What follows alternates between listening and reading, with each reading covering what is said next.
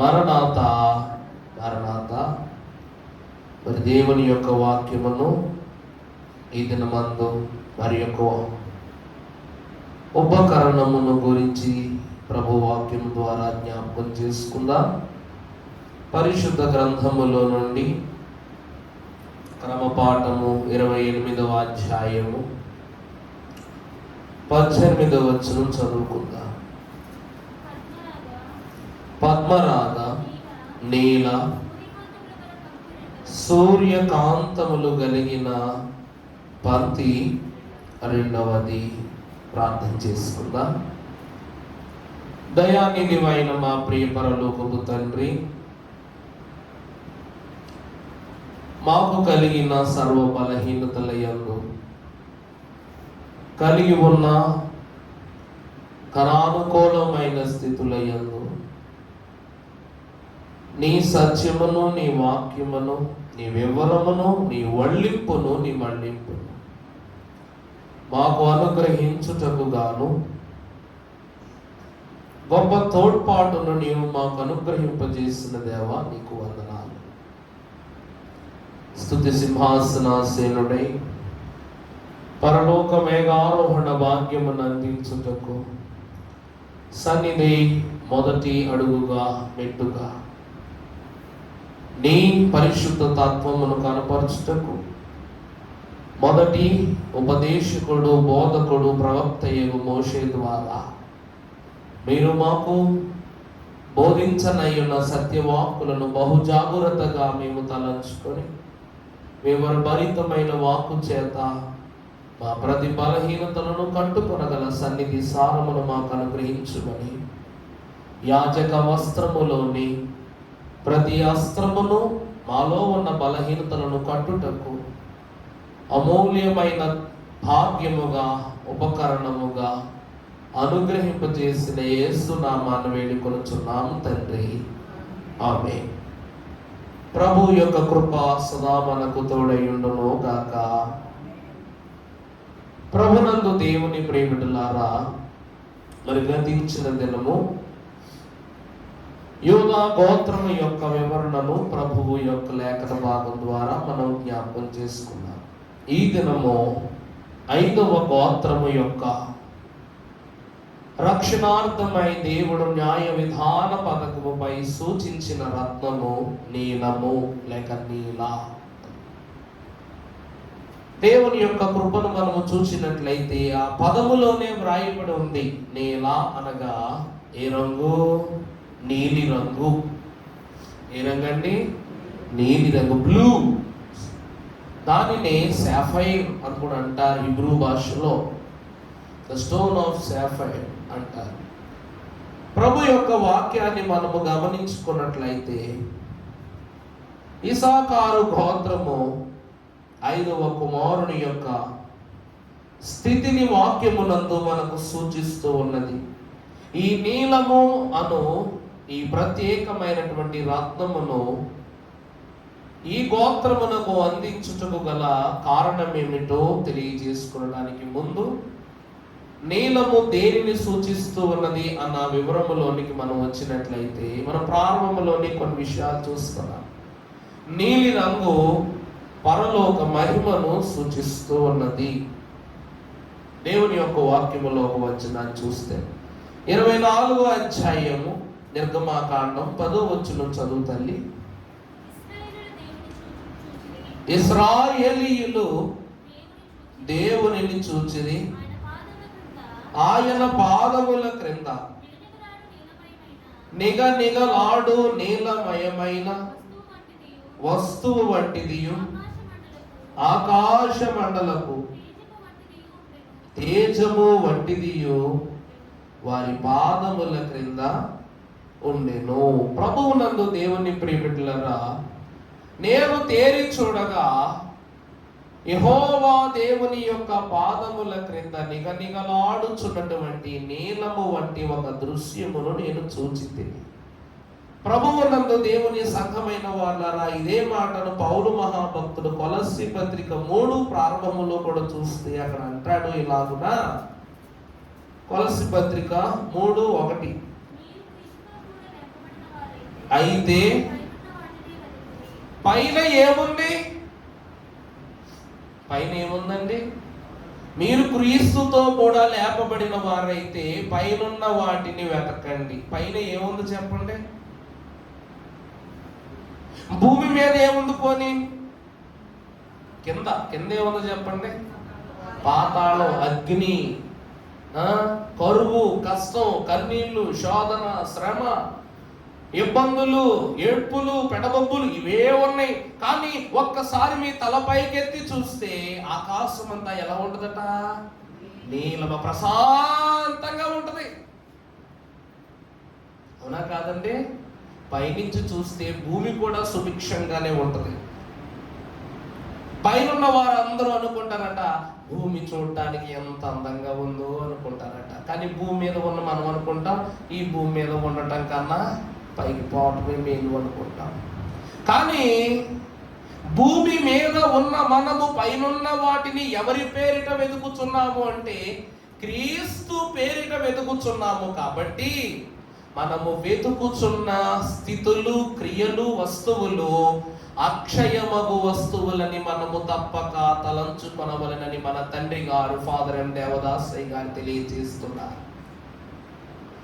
దేవుని యొక్క వాక్యం అంటూ ఉంది, పరలోకములో దేనిని విత్తబడి ఉన్నవో అవియే ఈ లోకమునకు ప్రభు అందించిన వారై ఉన్నారు.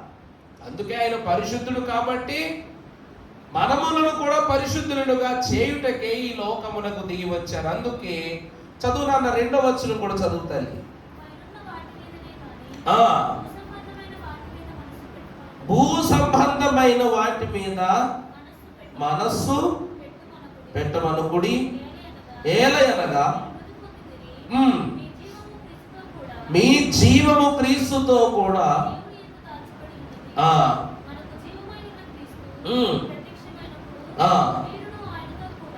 మీరును ఆయనతో కూడా మహిమయందు ప్రత్యక్షమగుదురు. ఈ యొక్క ఇస్సాకారు గోత్రమునకు దేవుడు అనుగ్రహించినటువంటి నీలము అను రత్నము దేవుని మహిమను వర్ణిస్తూ ఉన్నది. దీన్ని వర్ణిస్తూ ఉన్నదండి, దేవుని మహిమను వర్ణిస్తూ ఉన్నది. అందుకే పరమభక్తులు అంటూ ఉన్నారు, మహిమ అనగా పరలోక సంబంధమైన వస్తువు. అందుకే దైవజనులు కీర్తనలో రాశారు, మహిమాతోడ కప్పివేయు, మహిమ కొరకు సిద్ధపరచు, మహిమ జీవులనుగా మార్చి మహిమలోనికే చేర్చుకొనును. యేసు ప్రభు వచ్చుచున్నాడు, ఇదిగో వినరండి అన్నారు. అంటే మహిమ అనగా అనిత్యమైన స్థితి కాదు, నిత్యమైన స్థితి. అది ఇహలోక సంబంధమైనది కాదు, పరలోక సంబంధమైనది. కాబట్టి అహరోను యొక్క న్యాయ విధాన పథకములోని 5వ రత్నము ప్రత్యేకముగా దేని సూచిస్తూ ఉన్నది అంటే దేవుని యొక్క మహిమ ప్రస్థానాన్ని ఆ స్థలములో ప్రజ్వలింప చేస్తూ ఉన్నది.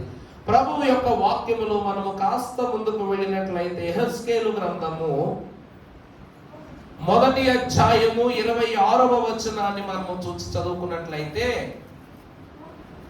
యెహెజ్కేలు 1:26, అవి నిలచి రెక్కలను వాల్చినప్పుడు వాటి తలలకు పైగానున్న ఆకాశ మండలము వంటి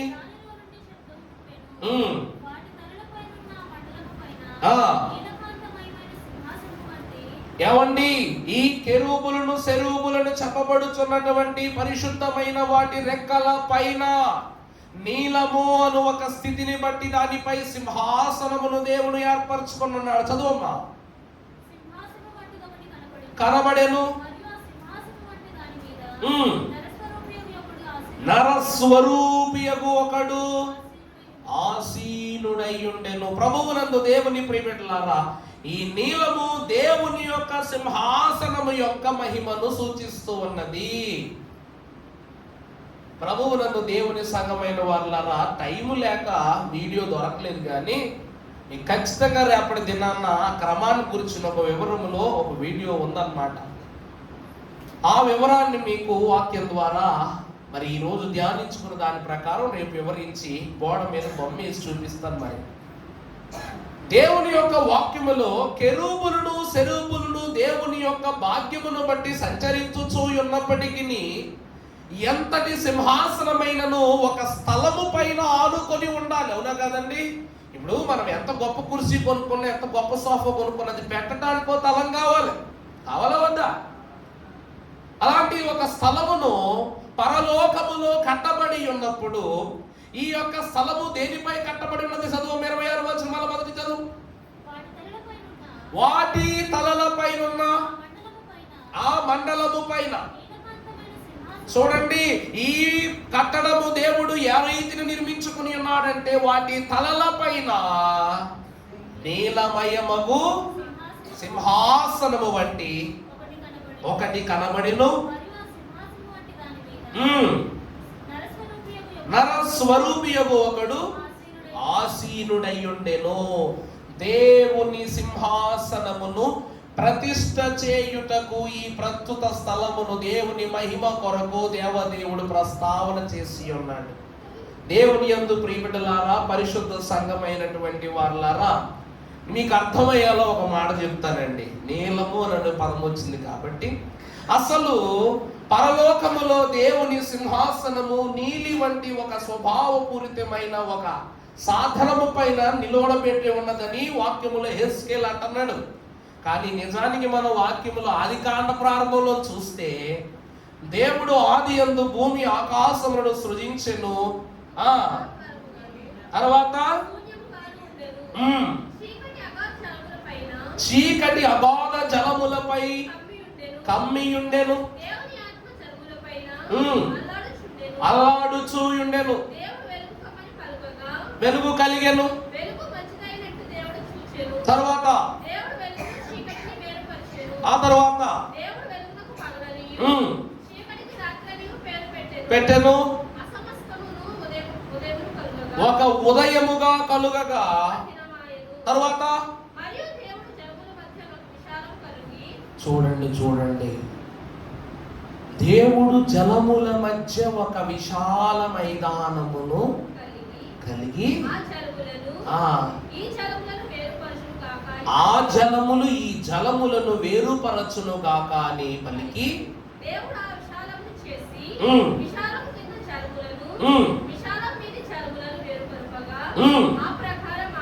ఆ ప్రకారమాయను. చూసారా? దేవుడు భూమి ఆకాశం ఐక్యమై ఉన్న స్థితులను వేరుపరిచాడట. అంటే ఆకాశమును కూడా జలములతోనే పోలిక చేస్తూ ఉంది వాక్యం. దాని తర్వాత ఏంటమ్మా?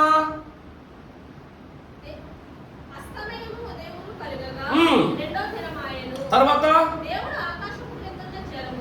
ఆకాశము క్రింద ఉన్న జలము అది ఆరిన నేల కనబడును గాక అని పలుకగా. ప్రభువునందు ప్రియబిడ్డలారా, ఖండములు, దేశములు, రాష్ట్రములు, గ్రామములు, ఏమండి, వీధులు, గృహాలు, ఇప్పుడు ఇవన్నీ కూడా ఆరిన నేల మీద ఉన్నవి అన్నది నిజం. కానీ ఈ ఆరిన నేలే తడి నేల మీద ఉన్నది అన్నది సత్యం కదమ్మా. మీకు నా మాట అర్థమవుతుందా? ఇప్పుడు భూమి మీద ఆరిన నేల ఎంత ఉంటుంది? ఒక 20% ఉంటుందా? భూమి అంతా, భూమి మీద వాటర్ క్వాంటిటీ ఎంతండి అమ్మా?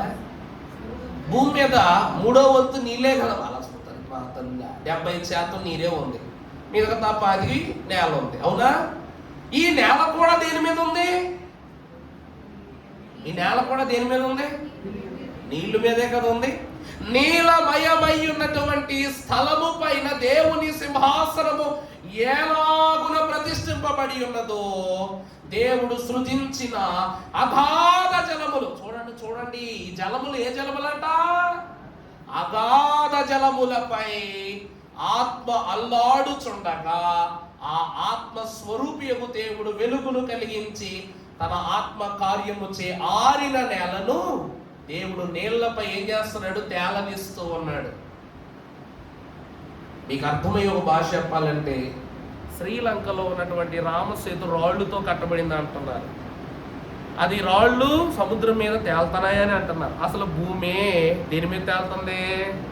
నీళ్ళ మీద తేలుతుంది. అలాంటప్పుడు ఆ ఒక రామసేతు తేలితే ఏంటి, తేలకపోతే ఏంటి చెప్పండి.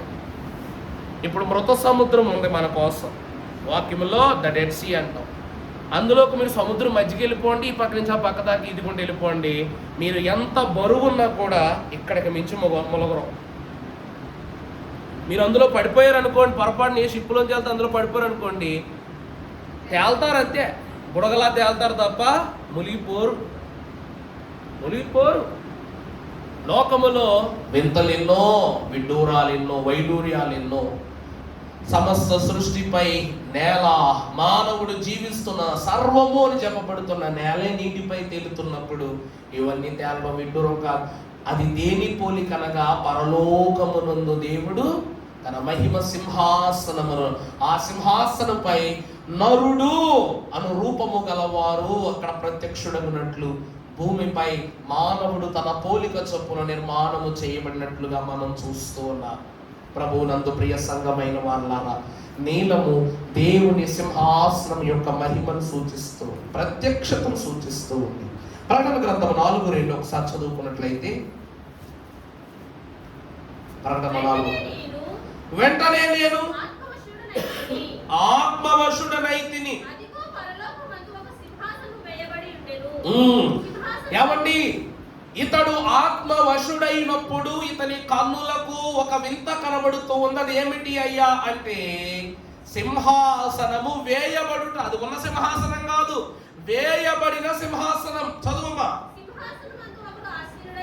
ఉండెను, తర్వాత ఆసీనుడైన వాడు,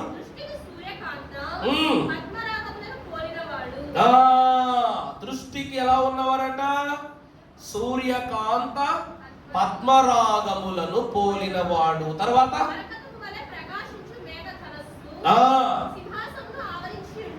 చాలండి, నాకు తెలిసి ఈ 3 రాళ్ళు మనకి అయిపోయినట్టున్నాయి. సూర్యకాంత అవ్వలేదు ఇంకా, పద్మరాగము మరకతం అయిపోయింది. అంటే మరకతము దేనిని సూచిస్తూ ఉన్నది అంటే, దేవుని యొక్క మహిమను, స్వకీయ సంపాద్యాన్ని, విలువను సూచిస్తుంది.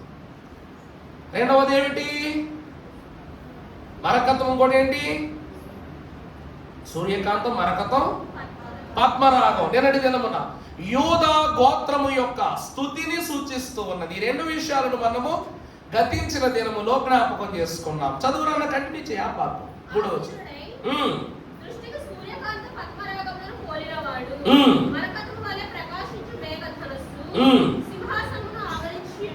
ఉండెను, చుట్టూ ఉండెను 24 పెద్దలు,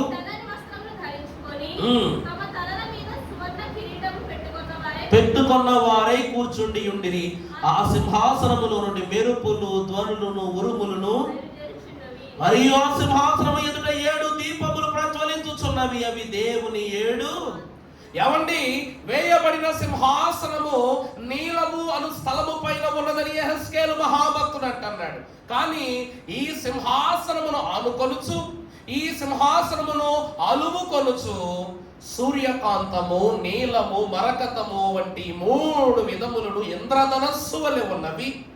24 పెద్దల యొక్క సింహాసనములు దానిని అలుముకొని అటు 12 ఇటు 12 ఉన్నవి. ఆ పిదపన ఆ 24 సింహాసనములపై 24 పెద్దలను, ఆ పెద్దలకు 24 కిరీటములను ఆ స్థలములో ఉన్నవి. ఆ స్థలములో నుండి, అంటే ఆ పునాది ఎంత గట్టిదో చూడండి అమ్మా.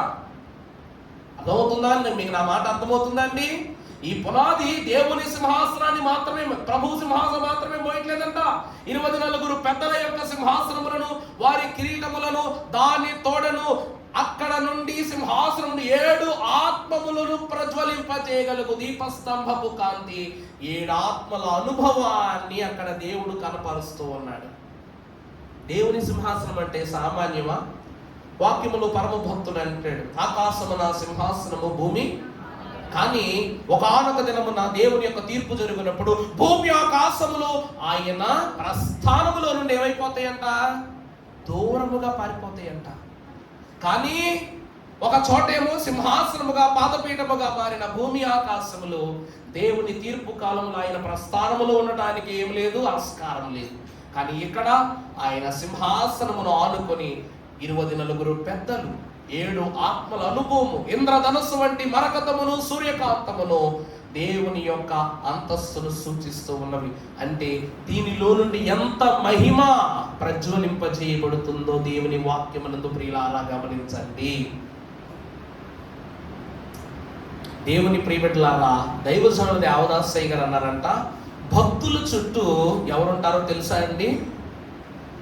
భక్తుల చుట్టూ, విశ్వాసులం కదా, మనం విశ్వాసులం, భక్తులం కాదు అప్పుడే. కానీ నేను భక్తుడును అనుకునేవాడు మాత్రం ఖచ్చితంగా వరుసలోకి వెళ్ళిపోతాడట. అయ్యగారు అన్నారు, ఎప్పుడైతే మనం భక్తునిగా జీవించాలనుకుంటామో ఖచ్చితంగా ఆ వరుసలోకి దేవుడు మనం తీసుకుని వెళ్ళిపోతాడట. భక్తుల చుట్టూ ఎవరు ఉంటారో తెలుసా అండి? సాతాను సంబంధులు ఉంటారట. ఎవరుంటారండి చుట్టూ? సాతాను సంబంధులు. ఎందుకో చెప్పనా? ఎప్పుడు మనము భక్తి చేస్తామో అప్పుడు ఈ భక్తిని చూచి ప్రేమించు వారి కన్నా ద్వేషించు వారే చుట్టూ ఉంటారు. ఆ ద్వేషించు వారిని కూడా మన భక్తి చేత మనం ఎలా మార్చేయాలట? భక్తులనుగా, విశ్వాసులుగా మార్చే. ఉదాహరణకు స్టెఫను భక్తుడు. స్టెఫను కొట్టిన ప్రతి ఒక్కరూ కూడా అన్యులే. కానీ అన్యుడిగా ఉండవలసిన సౌలు యొక్క తత్వాన్ని స్టెఫను చావు ఏం చేసింది? భక్తుని వరుసలోకి మార్చేసిందా లేదా? దేవుని వాక్యం ఏమంటుందంటే, పరలోకమునందు క్రీస్తు సింహాసనము క్రింద వేయబడిన పునాది. ఏ పునాది అనగా విశ్వాసులు, భక్తులైన వారి యొక్క ప్రార్థన పునాది అన్నారు. ఈరోజు దేవుడు భూమికి పునాది వేసింది దేనిని బట్టో తెలుసా? దేనిని బట్టో తెలుసా? భక్తుల యొక్క ప్రార్థన విజ్ఞాపనలను బట్టి. అందుకే భూమికి పునాది వేసిన వాడు పరిశుద్ధుడు, గనుడు. అందుకే ఈ పునాదిని దేవుని సింహాసనము యొక్క మహిమను గురించి వివరిస్తూ ఉన్నది నీలము అనే రత్నం. తర్వాత మూడవదిగా మనము చూసినట్లయితే దినవృత్తాంతముల మొదటి గ్రంథం 12:32.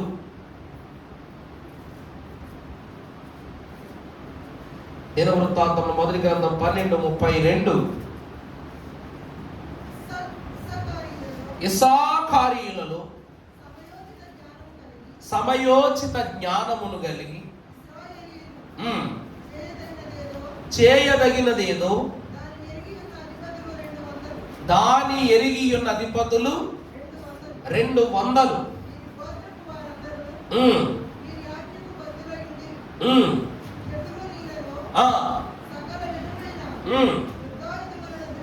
ధరించి యుద్ధమునకు పోదగిన వారును,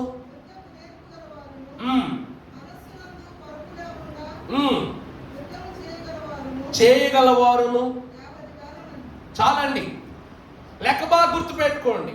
మొదటిగా 200 మందిని గురించి ప్రభు చెప్పారు. వారెవరమ్మా? వచనం చదువుతాల్లి. సమయోచిత జ్ఞానము కలిగిన వారు 200 మంది. ప్రభువునందు దేవుని ప్రియబిడ్డలారా, పరిశుద్ధత అనే తత్వం ఏదైతే ఉందో, ఏమండి, అది మనకు దేనిని అందిస్తుందంట? దైవజనులు అన్నారు, పరిశుద్ధుని చేసి నీ వరములు దయచేసి నీ పరిశుద్ధ సన్నిధిని చూపుమా పావురమా వినుమా. భక్తులు ఎప్పుడూ కూడా ఏ జ్ఞానమును కలిగి ఉంటారు అంటే సమయోచితమైన జ్ఞానాన్ని కలిగి ఉంటారు.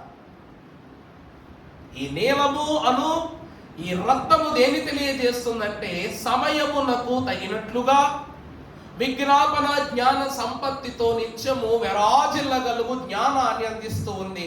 అట్టి జ్ఞానము 200 మంది ఇస్సాకారు గోత్రులకు పొందట. ఇది మొదటి స్థితి. తర్వాత చదువు నాన్న.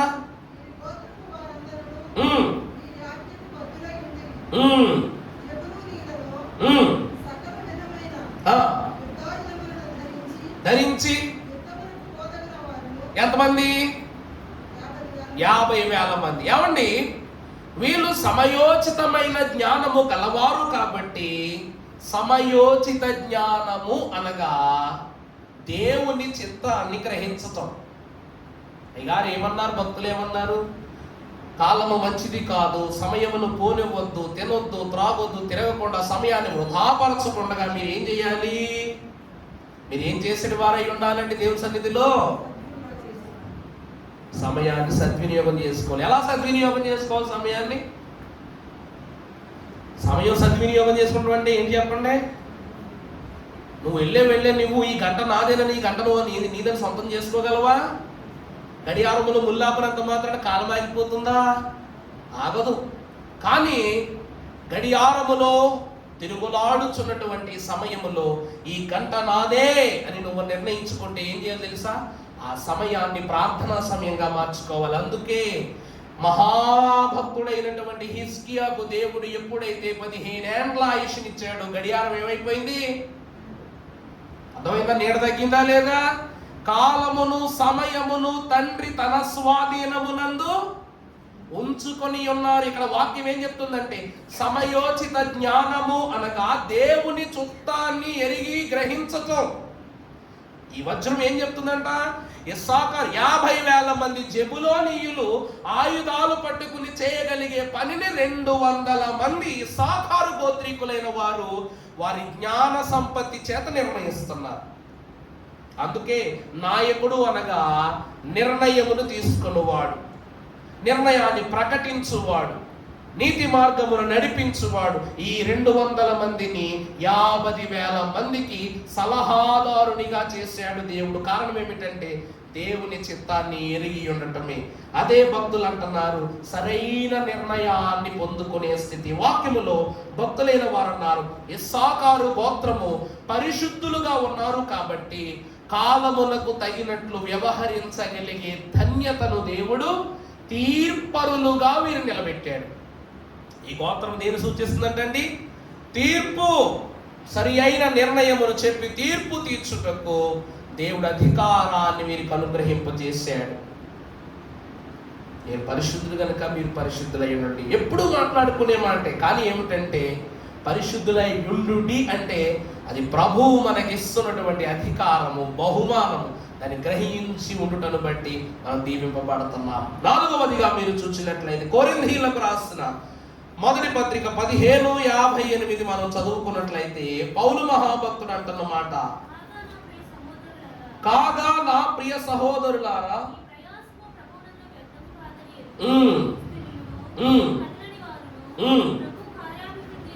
ప్రభువు కార్యాభివృద్ధి యందు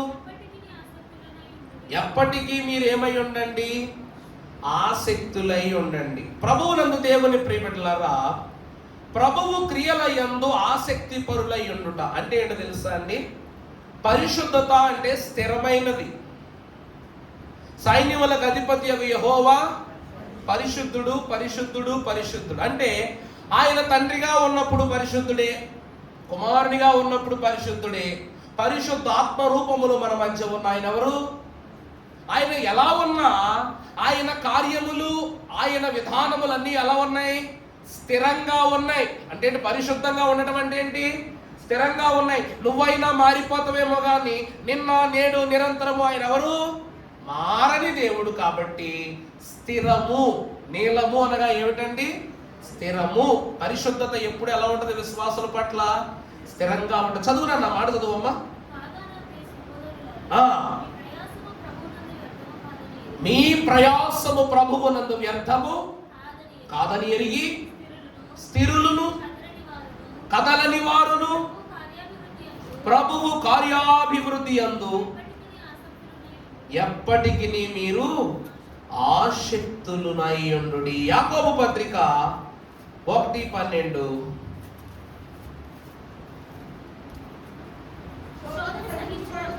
శోధన సహించువాడు ధన్యుడు, అతడు శోధనకు నిలిచిన వాడై.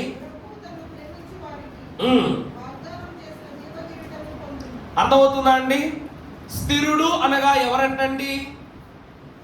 స్థిరంగా ఉండేవారంటే ఎవరు చెప్పండి? కష్టం వచ్చిందని, శ్రమ వచ్చిందని, శోధన వచ్చిందని, దేవుడే నన్ను గిచ్చేశాడు, దేవుడే నన్ను గిల్లేశాడు, దేవుడే నన్ను బాధించేశాడని దేవుడి మీద నెపం మోపి సంతోషం కలిగినప్పుడు అమ్మో దేవుడు నాకు ఇచ్చేశాడు, అమ్మో దేవుడు నన్ను హత్తుకున్నాడని చెప్పేసి నెపాన్ని, తపాన్ని, మెప్పును కూడా దేవుడి మీదకు దోసేసే వాళ్ళు ఏమంటారు అంటే స్థిరులు అనరు. అందుకైగా చరణంలో ఏమని రాశారు?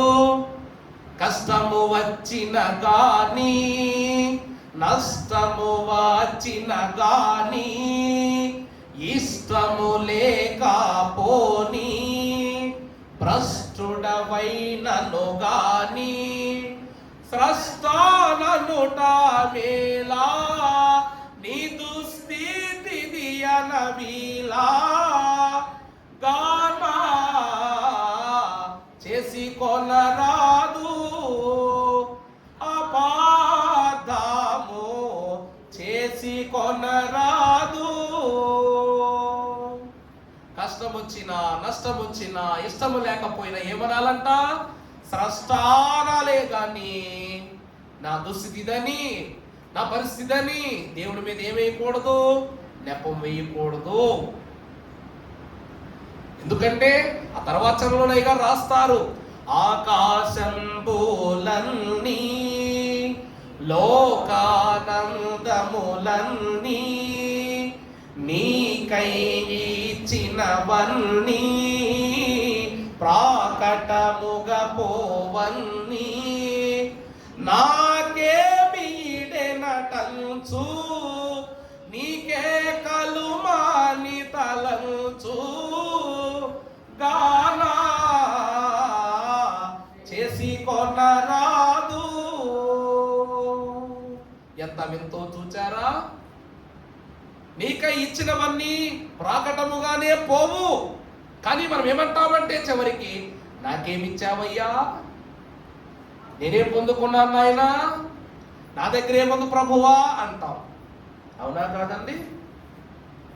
ఎప్పుడు చూసినా ప్రక్కవారికి ఏముంది ప్రక్కవారికి ఏముంది ప్రక్కవారికి ఏముంది అని అనుకుంటామే కానీ, నీ యొద్ద దేవుడు నీకిచ్చిన దాని వలన నీకెట్టి మేలు కలుగుతున్నదని గ్రహించలేకపోతున్నాం. దేవుని వాక్యం అంటుంది, ఈ నీలము స్థిరత్వాన్ని ఇస్తూ ఉంది. ఈ నీలం ఏమిస్తా ఉందండి? స్థిరత్వాన్ని. కష్టం వచ్చినా, శ్రమ వచ్చినా, శోధన వచ్చినా, ఏదొచ్చినా కూడా ఇస్సాఖారు గోత్రమైన వారు స్థిరులుగానే ఉన్నారు. ఆయుధం పట్టకపోయినా ఆయుధం పట్టేవారిని మీకు అధికారం ఇవ్వలేదా? ఆయుధాలు పట్టుకున్న జబులోని 50,000 మంది పైన 200 మందిని అధికారులు చేశాడు దేవుడు. మీరు దేవుల్లో స్థిరంగా ఉన్నారు కాబట్టి యుద్ధము చేయవలసిన అవసరం లేదు. కానీ యుద్ధమునకు సంబంధించిన ప్రతి శాసనమును దేవుడు వీరి ద్వారా అమలుపరిచాడు. కేవలం ఎందుకంటే దేవుని వాక్యం అంటుంది, స్థిరత్వము ద్వారా ప్రతి స్థితి కూడా సరిచేయబడుతుంది. యుద్ధం చేసేవాడు గొప్పోడు కాదండి. యుద్ధం చేసేవాడు ఎప్పుడు గొప్పోడు కాదు. యేసుక్రీస్తు ప్రభువు వారు యుద్ధం చేశారా? సౌలు కాలము నుండి ఈ రోజు వరకు అన్ని యుద్ధాలు చూస్తున్నాం. దావీదు కూడా యుద్ధం చేశాడు. కానీ రక్తము వారు చిందించారు, ప్రభువు చిందించారు. కానీ వారి రక్తము ద్వారా రాజ్య స్థాపన జరిగింది. ఈయన రక్తము ద్వారా రక్షణ స్థాపించబడింది. తేడా లేదా? 40 సంవత్సరాల కింద 3 మహారాజులు పరిపాలించారు. తర్వాత నుండి 5 సంవత్సరాలకు 10 సంవత్సరాలకు 15 సంవత్సరాలకు ఒక్కొక్క రాజు మారిపోతూ వచ్చేసాడు. కానీ అంతమంది రాజులు కిరీటాలు పెట్టుకుని సైన్యాలను పెట్టుకుని చేయలేని పనిని స్థిరముగా ఈ లోకమునందు, అవునా కాదా, నన్ను రక్షింప మరణము పొందియు సమాధి నిన్నాటికి నీ గెల్చి యున్న ప్రభునంతో నున్న విశ్వాసం నాకు నుత్సవమును కలుగజేయును చెన్నగు నా ప్రభువికెవ్వరు సిల్వబడ్డ యేసుక్రీస్తే నాకింత ప్రోత్సాహ నందమోగల్గోట ఏకర్త ఘనమైన హేతువయ్యుండు.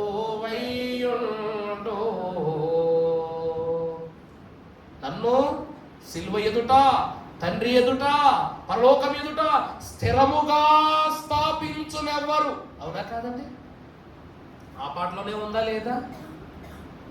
ఎవరు నా పాపముల భారమునెత్తుకొని దేవునికి నాకును చివరకును స్నేహము కల్పిరి సిల్వబడ్డ.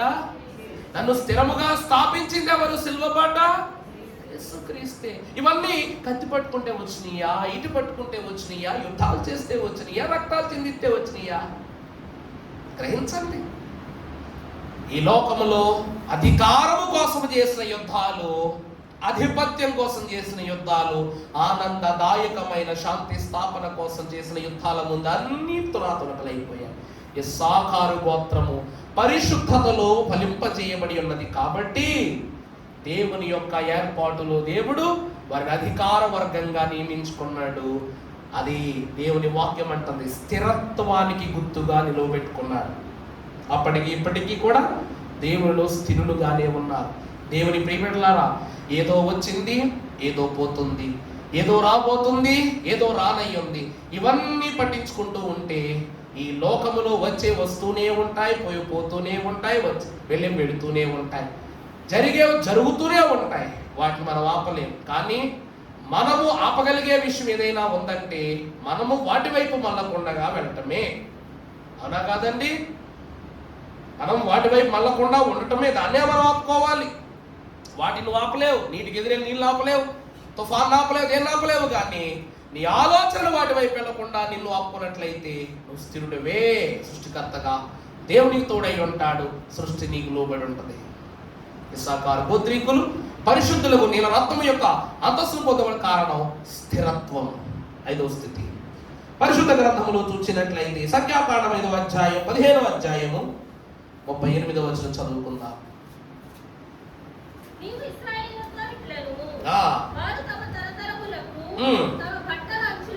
నీవు ఇశ్రాయేలీయులతో ఇట్లనుము, తరతరములకు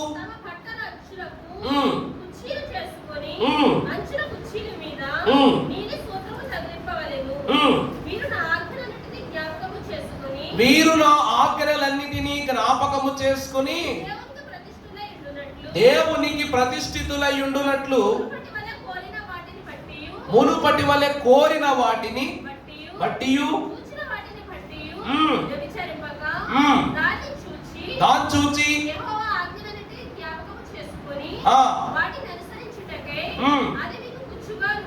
చాలండి.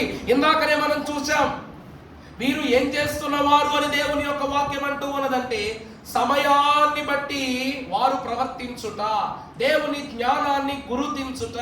ఈ నీలము అనేది సామాన్యమైనటువంటి రంగు కాదు, ఇది తరతరాలు నిత్యము ఏమై ఉన్నది, జ్ఞాపకములో ఉండు రంగై ఉన్నది. క్రమాన్ని, శుద్ధిని, ఏమంటే ప్రతిష్టతను సూచిస్తున్న రంగిది. నిజమా కాదండి? అవసరం ఎట్లా వంక. ఇప్పుడు మీకు అర్థమైనా చెప్తా. మీ చాలా మంది చీరలకి ఎంతో కొంత నీలం రంగు యాడ్ అయ్యే ఉంటుంది, ఎంతో కొంత. తెలుపు చీరలకు చెప్తున్నాను నేను. ఒకసారి తెలుపు చీరలకి ఎరుపు యాడ్ చేసి చూడండి ఎలా ఉంటుంది, రక్తపు రంగు యాడ్ చేసి చూడండి ఎలా ఉంటుంది. ఈ నీలం రంగు యాడ్ అయ్యేటువంటి స్థితి ఏదైతే ఉంటుందో ఆ పరిస్థితిని కూడా పోనీ ఇంతవరకు ఎందుకు, మీరు ఆకాశంలో చూడండి, ఆకాశం అంతా నీలంగా ప్రశాంతంగా ఉంది, చూడటానికి బాగుంటుంది. అది ఎర్ర అయిపోతే ఎలా ఉంటుంది? ఇప్పుడు మన పరిస్థితి అదే. మన కాలంలో నీరు మామూలుగా ఉన్నప్పుడు బాగుందా, ఎర్ర నీరు బాగుందా? ఏమండి? మామూలు నీరు బాగుంది. ఎర్ర నీళ్ళు బట్ట ఉతుకుతున్నారు, వెళ్ళి ఉతకటం లేదు కదా, చాలా సంతోషం. ఉతక బాకండి, జబ్బులు వస్తాయి. మహారాష్ట్ర నుంచి వస్తున్నాయి జబ్బులు, తెలుసా మీకు? ఏదో బట్టలు ఉతుక్కునే నీళ్ళు అనుకునే వదిలేశారు కదా, ఉతికే బాకండి, అది వరద నీరండి బాబు. ఉతుకుతా ఉతుకుతా ఉతుకుతా బట్ట ముంచి పాము తీయారనుకో బయటికి, ఇంకంతే. బట్ట ముంచి ఏం తెస్తారు, పిండేస్తారు, ముంచుతారు. ఇలా తీగా నేను బట్ట వెళ్ళిపోయి పాము వచ్చింది అనుకోండి, అది బట్టల పైకి సర్దుకుని వచ్చి దండి మీద ఆరేసేస్తారు. ఇంకా ఎందుకంటే ఆల్రెడీ 2-3 సార్లు వృత్తాంతాలు. లేవు గారు వాళ్ళ కుమార్తె కూడా పాప ఇబ్బంది పడింది పోయిన గతంలో, మరి పాము పడేసింది. ఎందుకంటే ఆ విషయం బట్టి చెప్తున్నాం. మరి అంటే చాలా ఉన్నాయి. సరేలే, ఇంటికంటే ఇబ్బందికరమని కాలంకి వెళ్ళిపోతే 10 నిమిషాలు అయిపోద్దని, కానీ ప్రాణాపాయ పరిస్థితులు కలుగుతున్నాయి. జాగ్రత్త. దేవుని ప్రియమిట్లారా, నీలము దేనిని సూచిస్తున్న, జ్ఞాపకార్థ స్థితిని సూచిస్తూ ఉన్నది. నిత్యము తరతరములు జ్ఞాపకములో ఉండుట. పరిశుద్ధత ఎప్పుడు ఎలా ఉండాలి? గుర్తుగానే ఉండాలి. మనకి పరిశుద్ధత ఎప్పుడు ఎలా ఉండాలని? గుర్తుగానే ఉండాలి. దేవుని యందు ప్రియ సంఘమైన వారలారా, యేసుక్రీస్తు ప్రభువు నందలి మిక్కిలి ప్రియులకు మీ ఎల్లరకును పరిశుద్ధ లేఖన భాగంలోని ఎన్నో గొప్ప గొప్ప స్థితులు మనకు వాక్యంలో కనబడుతున్నాయి. కానీ చివరకు మానవుడు తన హృదయ స్థితిని దేవుని ఎలా ఉంచాలి అంటే నిర్మలముగాను శాంత స్వభావముతోనూ దేవుని సన్నిధిలో మసులుకుంటేనే దీవెన. అవునా కాదమ్మా? ఇప్పుడు మనం బొమ్మలు చూస్తూ ఉంటాం. సముద్రం అందమైనటువంటి నీలి రంగులో ఉందని ఎంత ప్రశాంతంగా ఉంటుంది ఆ స్థలం చూడటానికి. ఆకాశం ఆ రీతిగా ఉంటే ఎంత ప్రశాంతంగా ఉంటుంది చూడటానికి. మన చుట్టుపక్కల పరిసరాలు పచ్చటి ధనంతో మంచి నీరుతో ఉంటే ఎలా ఉంటుందండి చూడటానికి? ఆనందమే. కానీ రానున్న కాలంలో మీరు అంటున్నారే ఈ ఎరుపు రంగు, మట్టి రంగు ఇవన్నీ రాకడ జరిగినప్పుడు నేలంతా రక్త రూపంలో అయిపోద్ది. నీరంతా ఏమైపోద్దండి? రక్తపురి మోసే కాలంలో ఎలాగున నైలు నది యొక్క స్థితి అంతయు రక్తముగా మారిపోయిందో, రానున్న కాలం రక్తం అంటే దేనికి గుర్తు? అశుభ్రత, నీచు వాసన, దారిద్ర్యం. నీరు ఆ రంగులో ఉంటేనే జీవులకు ఆరోగ్యం, క్షేమం. అది ఈ రంగులో ఉంటే మనము ఈ కాలం వచ్చినప్పుడు మిమ్మల్ని ఒక మాట అడుగుతాను, ఆన్సర్ చెప్పండి. వర్షాకాలం వచ్చినప్పుడు ఎర్ర నీరులో బాగా దొరికే చేప ఏంటి? ఎవరు చెప్పారు? పులస. ఆ చేప ఒక్కటే తింటారు, మరి మిగిలిన చేపలు ఎందుకు తినరు? డబ్బులు ఎక్కువైనా కొనుక్కుంటావు ఎందుకు? రుచిగా ఉంటుందన్నా? నాకు మాట చెప్పండి, పులుసు రుచిగా ఉంటుందా, చేప రుచిగా ఉంటుందా? పులుసు రుచిగా ఉంటుందా, చేప రుచిగా ఉంటుందా? తిన్నారు కదమ్మా. మాకైతే మా జనరేషన్గా భాగ్యం లేదులేండి. నేనే ఎప్పుడో అభిషేకయ్య గారు మేము ఒక చోట కొనుక్కున్నాం అనమాట. బయటికి వెళ్దామని తెచ్చుకున్న డబ్బులతో మరి మహానుభావుడు మమ్మల్ని పెద్ద మనసు చేసుకుని పాస్టర్ల మందికి చేసాడు. మరి తెలుసా, అప్పుడు కూడా 4,000 ఖర్చు పెట్టామండి మేము. మాకు వంటలు రావు. మా అమ్మగారేమో రాళ్ళలో ఉండేవారు, అభిషేక్ గారు వాళ్ళ అమ్మగారేమో గుడుల్లో ఉండేవారు. మేము ఎక్కడికి వెళ్తున్నాం? రాజమండ్రి కార్యక్రమానికి వెళ్తుంటే మా దగ్గర ఉందన్నమాట చేప. అప్పటికి ఆయన ఎంత 15,000 16,000 నడుతున్న రేట్లో. పాదులు ఆయన క్రైస్తవుడేనంట పాపం. 3 చేపలు పడ్డాయి. ఓ మాదిరి చేప ఉంది, మా ఇద్దరు సరిపోద్దని అడిగితే ఇచ్చేసాడు అనమాట. ఎక్కడికి వెళ్తున్నాం? మారేడుమల్లి కార్యక్రమానికి వెళ్తుంటే అక్కడ ఒక పెద్ద ఆవిడ చేత వండించుకున్నాం మేము. ఆవిడ ఎంత జాగ్రత్తగా వండింది తెలుసా? మా కార్యక్రమంలో పొడి పెట్టింది ఆవిడ. ఎంతసేపు ఖర్చు పెట్టింది తెలుసా? టైము 4 గంటలు వండింది అనమాట. 1-2 కదమ్మా, 4 గంటలు వండింది. 4.5 గంటలు హయాం వండింది ఆవిడ. ఆ వంటకంలో ఏం పెట్టకూడదంట? గరిటె పెట్టకూడదంట. మట్టి పాత్ర మీదే వండితే బాగుంటుందంట. కర్ర పొయ్యి మీద వండితేనే బాగుంటుందంట. పులుసును ఎప్పటికప్పుడు కలుపుతూ ఉండాలి, కానీ గట్టి పెట్టి కలపకూడదంట. మొత్తం అంతా అయిపోయిన తర్వాత మేము చేప ఎంత బాగుంటుందోనేమోనని చెప్పేసి తప్ప తింటారు. మొత్తం ముళ్ళులే ఉన్నాయి. చేప రుచి ఏం కాదు కానీ ముళ్ళే ఉంది మొత్తం. చాలా ముళ్ళు నాకు కూడా కూర్చుని ఆయన కూర్చుని పోయినాయి అనమాట. ఏదో తిప్పలు పడి తినేసాక చివరిలో పులుసుతో పడ్డాం. పులుసు యమహారుచి అంటే ఆ చేపలో ఉన్న సారమంతా కూడా ఎందులో దిగుద్దంట? పులుసులోకి దిగు. అందుకే పులస చేప పులుసు అంటారు ఎక్కడైనా కూడా. అర్థమవుతుంది? ఈ ఒక్క చేపకే ఈ వర్షము నీరు, ఎర్రటి నీరు ప్రత్యేకం ఏంటంటే ఈ నీరుకు తగినట్లుగా తన దేహాన్ని, తన రూపాన్ని, తన తత్వాన్ని మార్చుకోగలిగే చేప అదొక్కటే. ఎదురీదగలిగే చేప అదొక్కటే. కానీ మిగిలిన చేపలు ఏమైపోతాయి? జబ్బు పడిపోతాయి అంట. దొరకడం అయితే దొరుకుతాయి కానీ అంత రుచిదాని ముందు మట్టి వాసన వచ్చేస్తుంది తెలుసా మీకండి? కొన్ని చేపలు శిలావతులని తెచ్చుకుంటాం కానీ మనకు ఎలా అవుతుంది? వాటి తిన్నప్పుడు మట్టి వాసన తగిలేస్తూ ఉంటుంది. నచ్చదాయే. ఎందుకు ఈ మాట ప్రస్తావన చెప్తున్నా అంటే ఇప్పుడే ఈ పరిస్థితిలో రానున్న కాలం రక్తమే, నేలంతా కూడా రక్తమే. సరే, ఇది పక్క విధానం కాదు, ఇప్పుడు చెప్తున్న ఉదాహరణ చెప్తున్నాను అంతే. దేవుని వాక్యం అంటే నీలము అనగా పరిశుద్ధతకు గురుతు. అందుకే ఎప్పుడు కూడా ఎలా ఉండాలి? మనశ్శాంతిగా ఉండాలి, ఎప్పుడు ప్రశాంతంగా ఉండాలి. ఆ గోత్రము దేవుని సాన్నిధ్యమునకు తరతరములు జ్ఞాపకములు ఉన్నది కనుక దాని మహిమను బట్టి రక్తాన్ని దేవుడు వారికి అందించిన వాడై ఉన్నాడు. యాకోబు పత్రిక 1వ అధ్యాయం 5వ వచనం చదువు తల్లి. 1:5 ఉన్న ఎడల సామెతలు 2:6 చదువున్నప్పుడు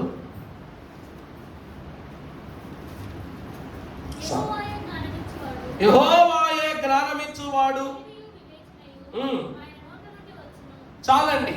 మీలో ఎవరికైనా జ్ఞానము కొదువుగా ఉన్న ఎడల ఎవరిని అడగండి.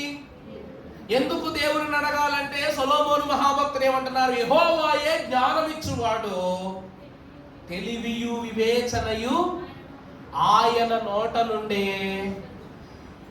ఇస్సాకారు గోత్రీకులు జెబులోను 50,000 మందికి వారు చెప్పిన ప్రకారము చేయుట వలన విజయం వచ్చిందా రాలేదా? మరి ఈ జ్ఞానాన్ని వారికి ఉపదేశించిన వారు ఎవరు? దేవుడే. అందుకే యేసుక్రీస్తు ప్రభు వారు కూడా పేతురు ఈ పక్క వలై చెప్తారు అనగానే పేతురు మాట్లాడకుండా వలేసాడు, చేపలు వచ్చినాయి. అవునా కాదండి? శిష్యులారా, మనం ఈరోజు ఈ ఫలానా ప్రాంతానికి ప్రయాణం అవుతున్నాను కానీ గబులు మాట్లాడకుండా ప్రభు వెంట వెళ్ళిపోయారు. ఫలానా రోజు 3 దినములు మనం కొండ ప్రసంగంలో ఉపవాస దీక్షను ఆచరించాలని చెప్పకుండా మాట్లాడకుండా వెళ్ళిపోయారు.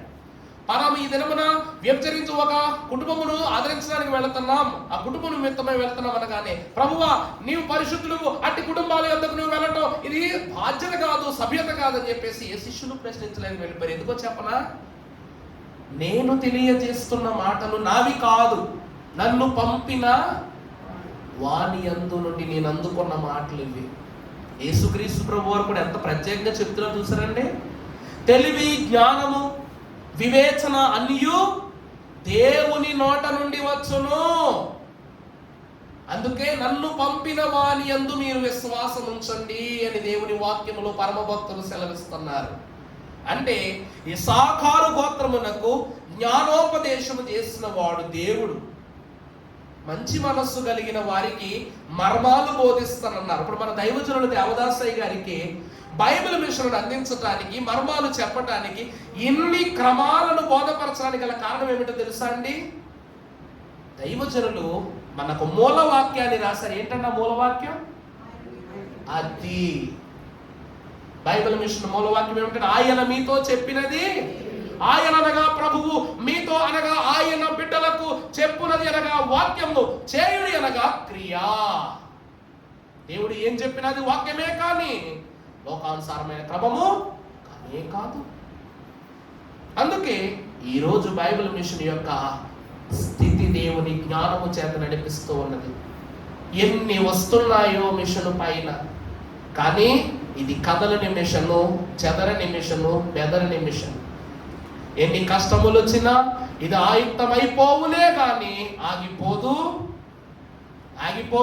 అలసిపోదు అన్నారు అయ్యగారు. ఎందుకంటే ప్రియబిడ్డలారా, ఆయన చెప్పిందే ఈ రోజు వరకు మనం చేస్తున్నాము. కాబట్టి ఇస్సాకారు గోత్రము వారు దేవుడు చెప్పినదే చేసిన వారై ఉన్నారు. కాబట్టి పేతురు దేవుడు చెప్పిందే చేశాడు. కాబట్టి శిష్యులు దేవుని చిత్తాన్ని అనుసరించారు. కాబట్టి వ్యభిచరించిన స్త్రీ సైతము ఇక ఎన్నడూను నీవు పాపము చేయవద్దన్న మాటను బట్టి ప్రభు చెప్పిందే చేసింది. కాబట్టి వాళ్ళందరి గురించి ఈరోజు మనము భక్తి మార్గములో ఉన్న స్థితిని గురించి మాట్లాడుతున్నాం, మహిమలో ఉన్న స్థితి గురించి మాట్లాడుతున్నాం. చివరికి దొంగ సైతము దేవుడు చెప్పింది చేశాడా లేదా? ఆయన పరిశుద్ధుడు. ఆయన అంటారు మనం సరిపోమన్నాడు. ప్రభు తెలుసుకున్నాడు. బోధకుడా, నీ రాజ్యముతో వచ్చినప్పుడు ఒక అల్పుడు, నీ దొంగని, కనీసం నీ పేరు పలకడానికి కూడా ఏమాత్రం అర్హత లేని నన్ను నువ్వు జ్ఞాపకం చేసుకోను ఆయన అనగా, నేను నీవు నాతో. అది ప్రభు చెప్పిన మాట. గ్రహించండి, ప్రభు మాట వింటే గెలుపే, ప్రభు మాట వింటే ఘనతే. ఆ మాటే లాజరును బతికించేసింది, ఆ మాటే సముద్రాన్ని గద్దించేసింది, ఆ మాటే ఈరోజు మన భవిష్యత్తును దేవుని సన్నిధిలో ప్రతిష్ఠిస్తూ ఉంది. కాబట్టి ఆ మాట పరిశుద్ధమైన మాట, జ్ఞానాధారమైన మాట. మానవుని జ్ఞానము దేవుని వెర్రితనము ముందు కూడా వెర్రిది. అవునా కదమ్మా? దేవుడు 0 అయితే మనం 100 అయితే ఆయన 0కు సమానంగా లేవు ఎప్పటికీ. మనం అదే అంటుంది వాక్యం. నీలము జ్ఞానాన్ని సూచిస్తూ ఉంది. అర్థమైందండి? ప్రశాంతంగా ఆలోచిస్తే మంచి ఆలోచనలు వస్తాయి, మంచి జ్ఞానం వస్తుంది. అదే అంటున్న వాక్యం.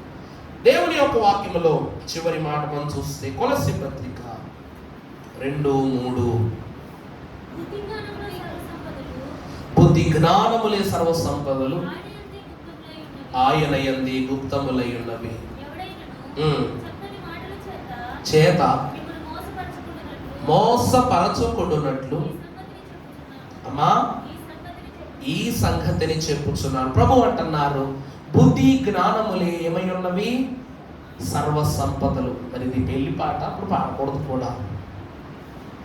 మనం పాడుకుంటాం, బుద్ధియు జ్ఞానము సంపదలన్నీ గుప్తమై ఉన్నవి నీయందే, ఇహ పర సుఖములు మెండుగా నొసగి ఇలవర్ధిల్లగా చేయుమయ్యా, దేవారావయ్యా నీ దీవెనలు ఇవయ్యా అని పాడతారు. దేవుని ప్రియమిట్లారా, ఇక్కడ జ్ఞానం అంటే ఎవరు, బుద్ధి అంటే ఎవరు? ఈ రెండు ఎవరై ఉన్నారు చెప్పండి? బుద్ధి జ్ఞానములు సర్వ సంపదలు ఏమై ఉన్నవి? నీ యందే ఉన్నవి. మరి దేవుని యందు ఏమున్నవి? బుద్ధి జ్ఞానములు అన్నారు కదండి, అవే సర్వ సంపదలు అన్నారు. తెలివితేటలే కదమ్మా బుద్ధి జ్ఞానం అంటే. తెలివితేటలు ఎవరి దగ్గర ఉన్నాయి? దేవుని యందు ఉన్నాయి అన్నారు. ఇవి రెండు ఉంటే సర్వ సంపదలు మన దగ్గర ఉన్నట్టే అన్నారు. అవునా? ఇవి రెండు ఎక్కడ ఉన్నాయంట? దేవుని దగ్గర ఉన్నాయంట. ఇవి రెండు దేవుని దగ్గర ఉంటే సర్వ సంపదలు మన దగ్గరికి ఎలా వచ్చినాయి? అవి రెండు ప్రభు దగ్గర ఉన్నాయి, మరి సర్వ సంపదలు మన దగ్గరికి ఎలా వచ్చినాయి? దేవుని ప్రియమిట్లారా, బుద్ధి జ్ఞానము దేవుని యొక్క ఉన్నదేంటో తెలుసా అండి? బుద్ధి జ్ఞానం అనగా ఈ రెండిటిని మనకు ఈ లోకమున సంపదగా అందింపచేయు క్రీస్తు ప్రభువు అను పరిశుద్ధమైన స్థితి. ఏమి కావలే, నాకేమి కావలే, యేసులోనే సంపదలు ఇమిడి ఉండగా. ఏమి కావలే, నాకేమి కావలే, యేసులోనే సర్వము సమస్తము ఇమిడి ఉండగా. క్రియకు క్రీస్తేగా, తుదకు క్రియకు క్రీస్తేగా, దయకు యేసు క్రీస్తేగా తరచూ.